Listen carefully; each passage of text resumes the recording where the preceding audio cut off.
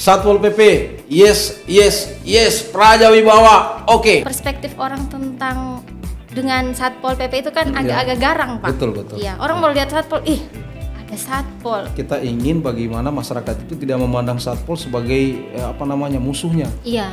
Tetapi sahabatnya yang akan melindungi dalam rangka terciptanya ketentraman ketertiban. Ya. Kalau unjuk rasa, terus dilihat personilnya perempuan, mungkin yang tadinya mau kacau, jangan dulu kacau deh, ada yang aman, ibu-ibu di depan. Apalagi ini nanti akan kami bentuk Serikandi Satpol. Oh, ada nanti ya, Pak? Nanti Serikandi Satpol itu kami bentuk itu sekitar 2 regu. Iya. Ya, sekitar 2 regu itu atau 24 orang itu, mereka punya pakaian nanti itu akan kami modifikasi.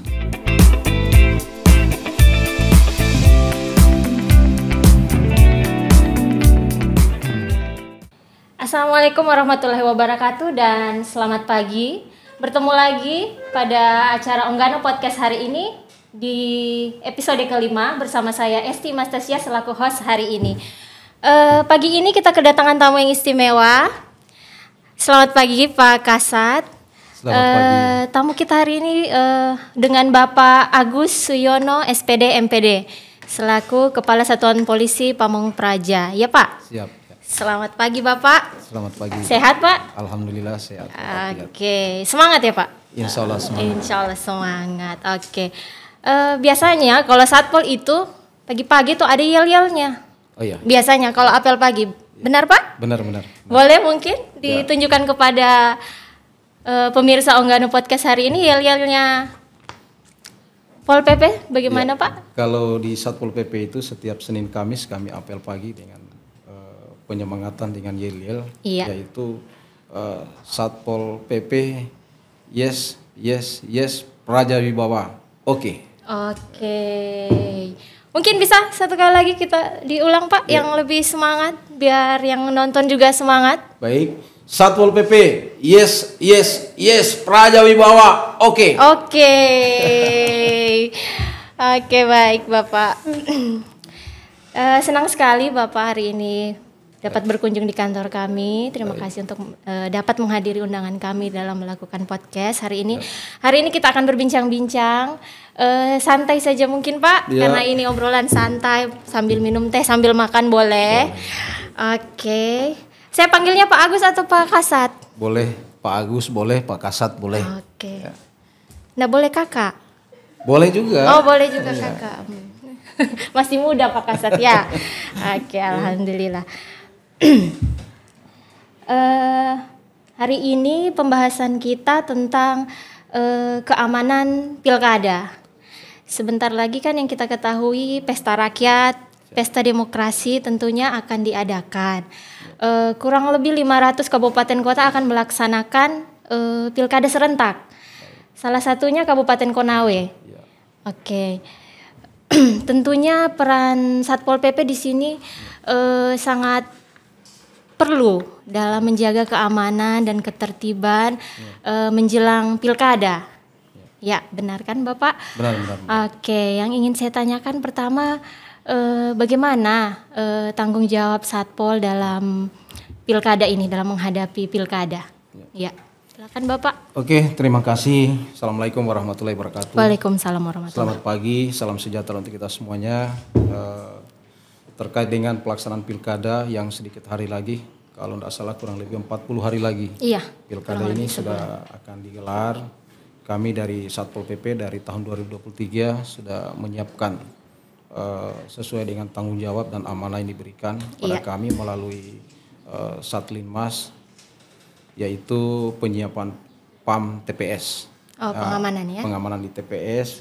Jadi pada Pil Caleg kemarin jumlah TPS itu ada 803 di Konawe, di Kabupaten Konawe. Sehingga Satlinmas yang kami siapkan itu ada 1.606 personil sejak 2023 dan alhamdulillah mereka sudah bertugas dengan baik di dalam Pil Caleg kemarin dan Pilpres.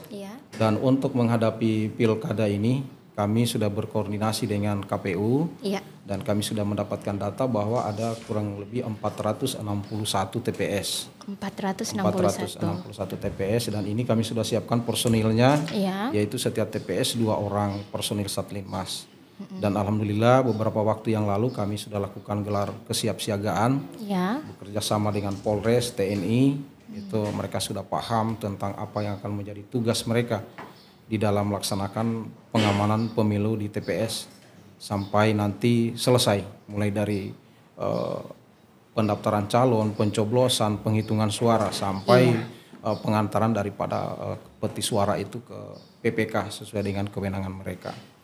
Dan selanjutnya juga kami Satpol PP sudah membentuk Satgas Linmas. Satgas Linmas ini yang akan nanti pada hari H pelaksanaan pilkada itu kami akan turun melakukan pemantauan, pengecekan terhadap personil Satlinmas ini, apakah mereka melaksanakan tugas dengan baik di tempat TPS masing-masing.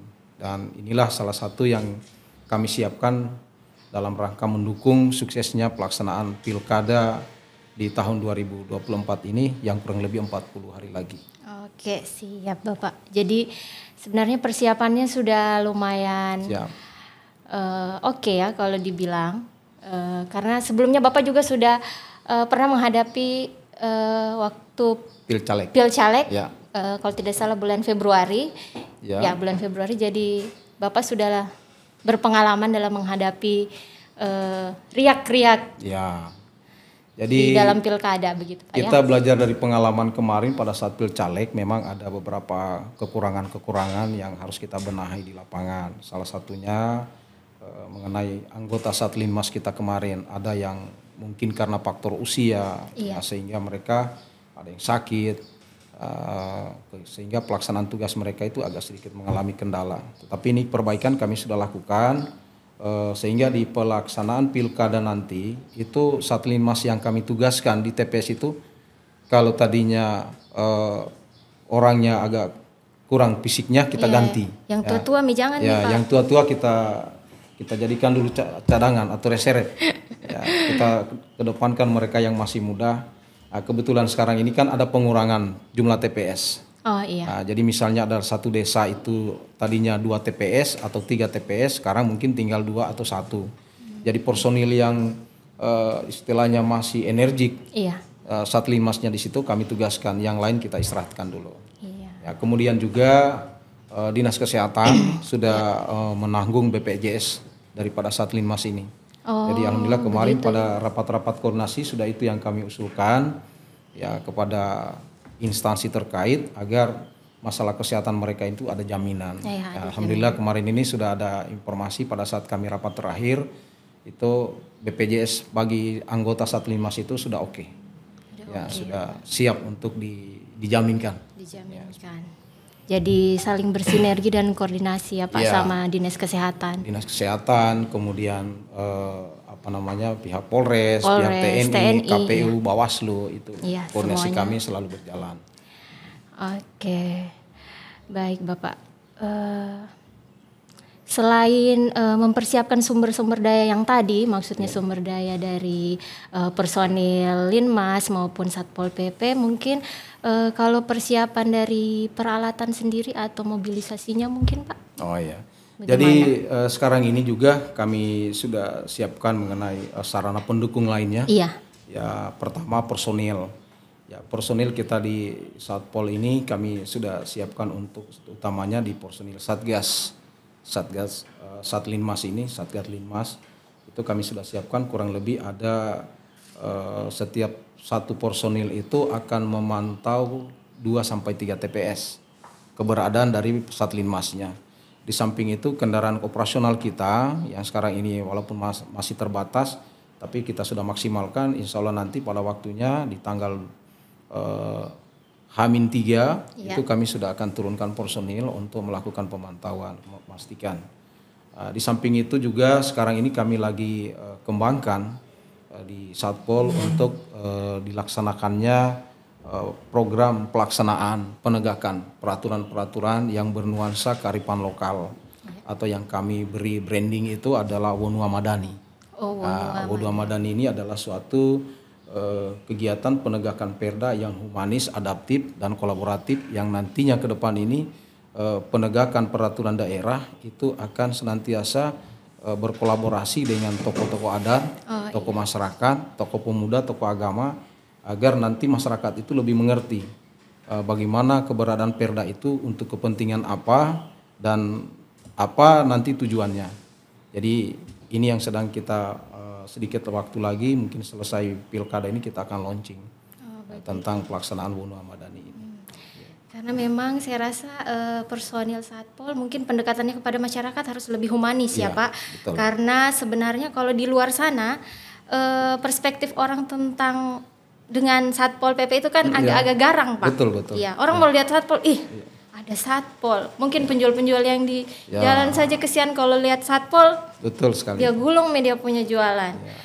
Jadi mungkin pendekatan itu yang Bapak maksud, pendekatan humanis. Pendekatan humanis ini kepada masyarakat kita ingin bagaimana masyarakat itu tidak memandang Satpol sebagai musuhnya. Iya. Tetapi sahabatnya yang akan melindungi dalam rangka terciptanya ketentraman, ketertiban. Jadi kalau dia daerah kita aman, daerah kita tertib, itu warga masyarakat dia melaksanakan aktivitasnya itu cukup bagus. Ya, dia berdagang di tempat yang betul-betul sudah disediakan, ya tidak akan mengalami gangguan lagi. Tapi kalau kita hanya membiarkan orang hanya mengejar ya keberuntungan pribadi, tidak memandang bagaimana masa depan kotanya ini, ya utamanya kita ini kota Unaha yang sedang kita kembangkan, itu kelihatannya akan semrawut, ya tidak teratur. Ya, salah satu contoh kecil ini kita lihat di ICP. Nah, ini ICP ini harus kita lakukan pendekatan humanis. Kenapa? Karena sekarang ini satu-satunya tempat di mana masyarakat untuk mengharapkan adanya pendapatan di situ, datang berdagang, menggelar apa semua. Ya, tapi kalau tidak teratur akhirnya akan kotor, ya semrawut, akhirnya kota kita jadi rusak lagi. Jadi inilah yang akan kita coba bangun di Satpol PP agar penegakan perda dan perkada ini kita lakukan dengan kolaboratif. Iya, sebagai tugas pokok Satpol. Sebagai tugas pokok Satpol. Nah, yang paling dekat ini kita lihat tentang pilkada. Pilkada, iya. Oke, kita balik lagi tentang pilkada, Bapak. Apakah ada pelatihan atau simulasi-simulasi khusus dalam mempersiapkan anggota atau personil Satpol atau Linmas? Mohon maaf kalau Linmas ini sendiri, Pak, dari masyarakat ya? Iya. Rekrutnya dari masyarakat, dari desa, kelurahan, mereka sendiri yang merekrut, tapi dengan ketentuan-ketentuan yang sudah kami berikan. Pertama mengenai usia, kualifikasi, ya ada yang sudah tepat, ada yang masih kurang. Nah, ini 2025 nanti akan kita benahi kembali. Jadi sudah ada syarat-syarat tertentu ya Pak. Ya. Kemudian pembekalannya, simulasi. Selama ini kita sudah 2 kali lakukan gelar kesiapsiagaan, bekerja sama dengan Polres dan TNI, itu bagaimana kita memodifikasi situasi-situasi yang bakal terjadi atau mungkin mengantisipasi kejadian-kejadian di saat pilkada itu berjalan. Apakah itu adanya kecurangan, sehingga ada protes, mungkin dimunculkan unjuk rasa. Nah, di sini kita sudah petakan bersama dengan aparat keamanan itu bagaimana posisi Satlinmas di saat di dalam TPS hingga keluar TPS, yang utamanya mereka itu bertugas agar hak pemilih itu tetap berjalan, kemudian sampai berakhir, kemudian logistik pemilih. Jadi itu jangan sampai terganggu. Iya, mereka itu bertugas dari sebelum pilkada, saat pilkada dan setelah pilkada. Oke.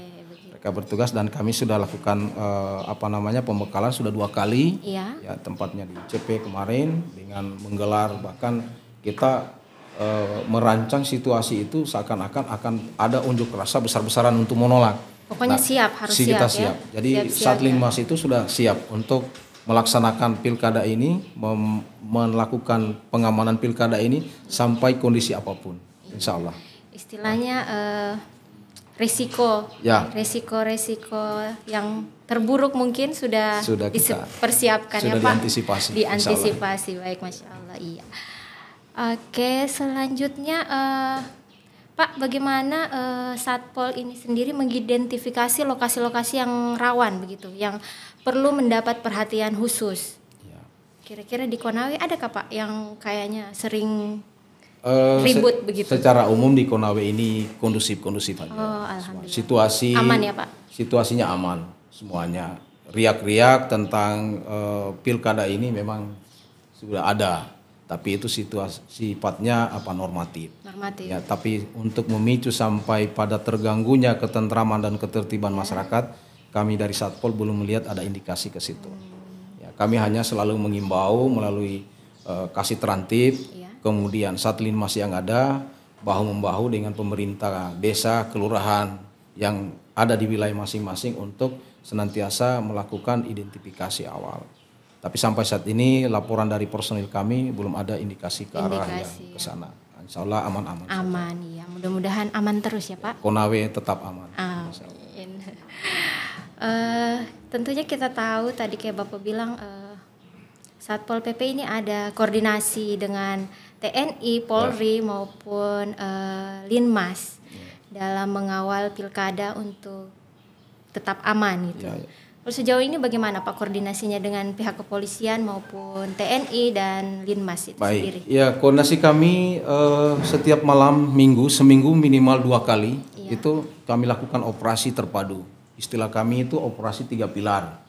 Bersama TNI, Polri dan Satpol PP. Itu kami lakukan ketika ada indikasi apakah itu menyangkut tentang kenakalan di masyarakat, narkoba dan lain sebagainya yang akan berpotensi mengganggu di pilkada nanti, itu kami antisipasi dengan melakukan patroli bersama 3 pilar. Itu setiap minggu kami lakukan minimal 1 kali dan ada kadang 2 sampai 3 kali bersama. Jalan itu ya, kami jalan mulai dari kadang jam 9 malam sampai pagi.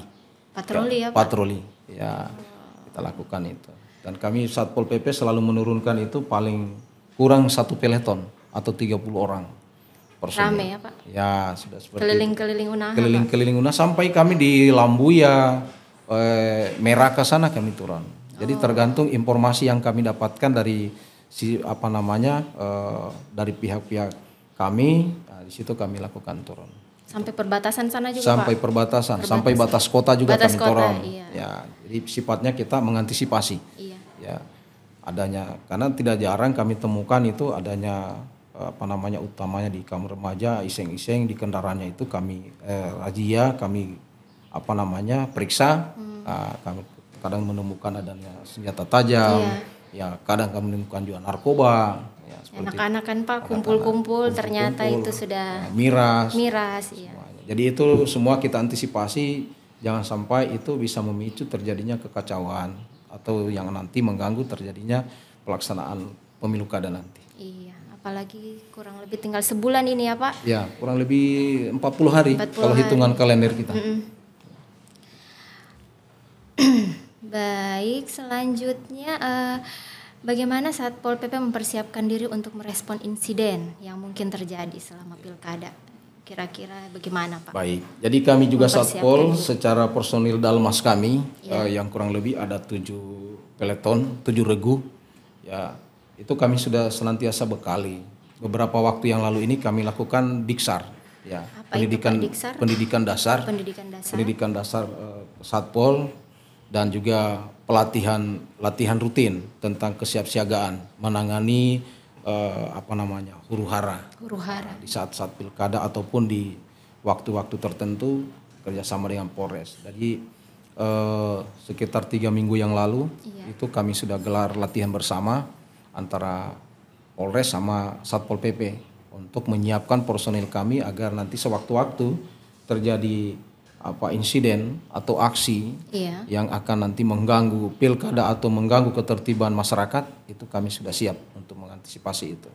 Termasuk peralatan-peralatan kami yang peralatan bagaimana Pak? Memadai? Pelindung meskipun dengan keterbatasan yang ada, tapi sudah cukup untuk bisa kita menghalau ketika terjadi huru-hara. Ada bentrok atau kira-kira sudah dipersiapkan? Sudah dipersiapkan dan selama ini juga alhamdulillah setiap kali ada unjuk rasa ataupun aksi-aksi lainnya itu kami Satpol alhamdulillah masih bisa kami tangani dengan ya, baik. dengan baik. Iya, Ya, tanpa ada menimbulkan masalah yang baru. iya. Jadi memang ini apalagi menghadapi pilkada, Satpol ini kerja keras juga ya Pak. Iya. Banyak hal-hal yang Kami harus sekarang ini dilakukan menyiapkan personil itu 1 kali 24 jam. Iya, harus siap ya Pak. Harus siap. Ya, setiap hari itu setiap 12 jam kami upload. Ya, personil kami satu peleton. Ya, satu peleton dari jam 6 pagi sampai jam 12 siang. Kemudian dari jam 12 siang sampai jam 12 malam lagi itu bergantian terus. Bergantian. Ya, di samping itu ya fasilitas-fasilitas pemerintah daerah ini kami jaga. Iya. Ya, kami jaga. Setiap kantor itu kami turunkan personil untuk menjaga 2 sampai 3 orang, bahkan rujak-rujak semua itu kami jaga. Iya. Itu dalam rangka kita mengantisipasi ya adanya kerawanan-kerawanan muncul akibat pilkada nanti. Iya. Rawan ya Pak memang akhir-akhir ini. Ya, memang situasinya ya, orang bilang ngeri-ngeri sedap. Oh, ngeri-ngeri sedap. Boleh diminum dulu Pak, Iya, iya, mungkin supaya lebih rileks. Minum dulu Pak, silakan.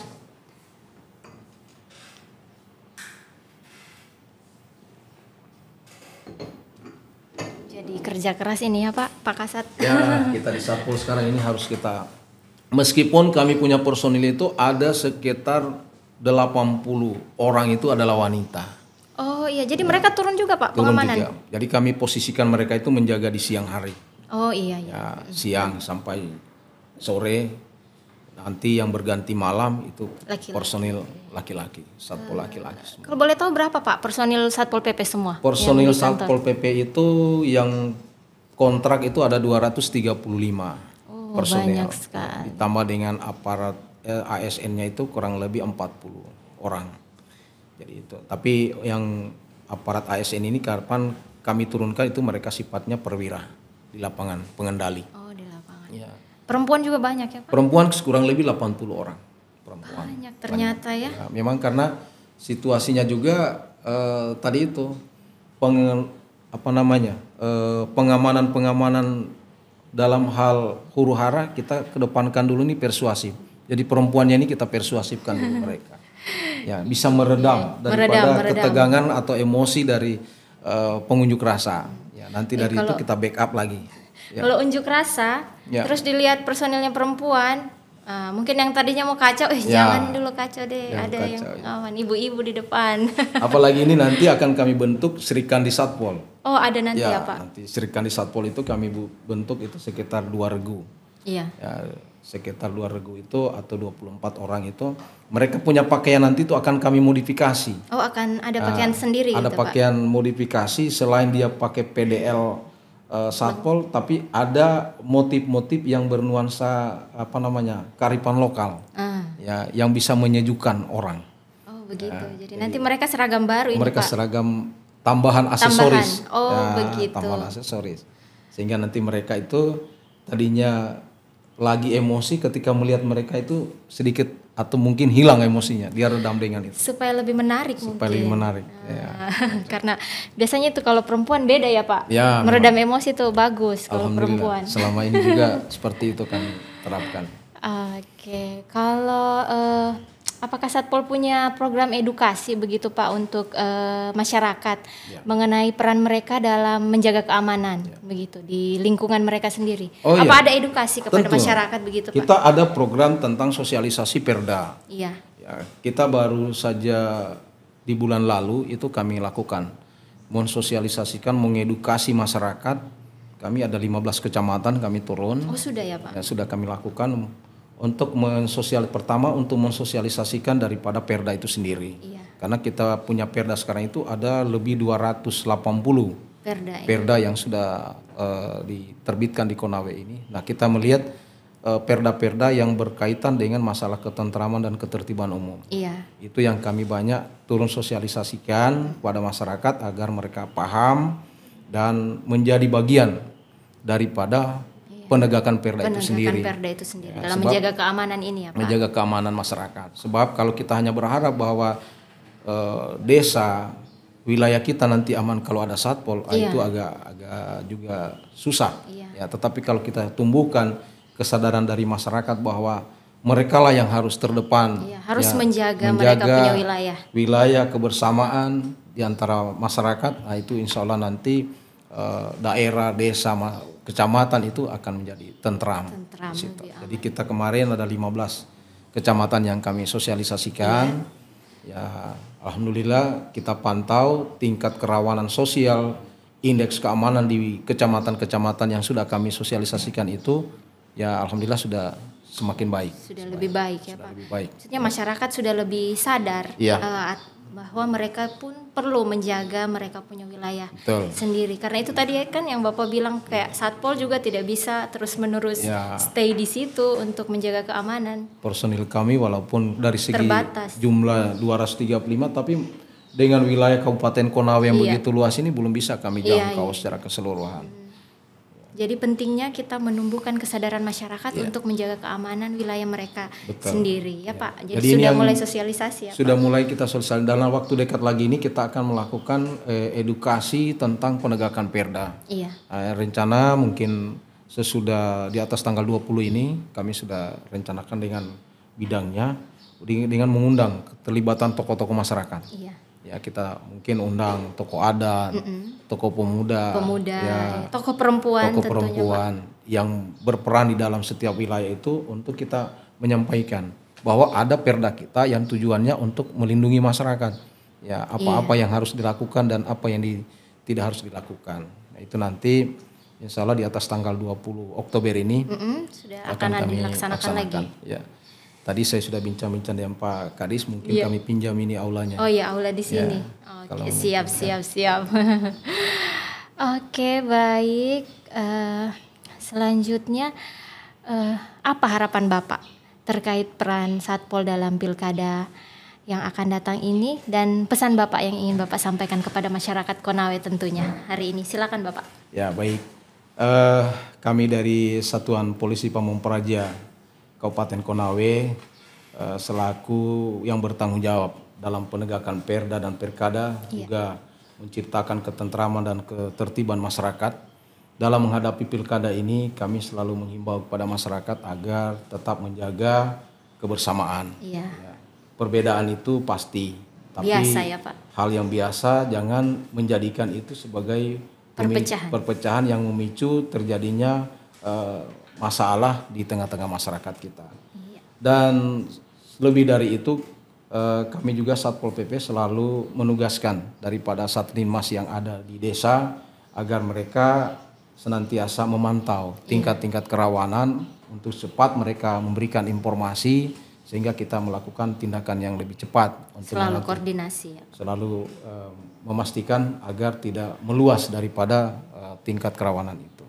Itu harapan kita, mudah-mudahan pilkada ini bisa berjalan dengan baik, tertib, aman, dan menghasilkan pemimpin bagi masyarakat Kabupaten Konawe yang akan datang. Amin. Terima kasih Bapak. Mungkin bincang-bincang kita hari ini cukup sampai di sini untuk episode kali ini. Mungkin nanti setelah ini kita bisa berbincang-bincang lagi Bapak lebih panjang karena durasi.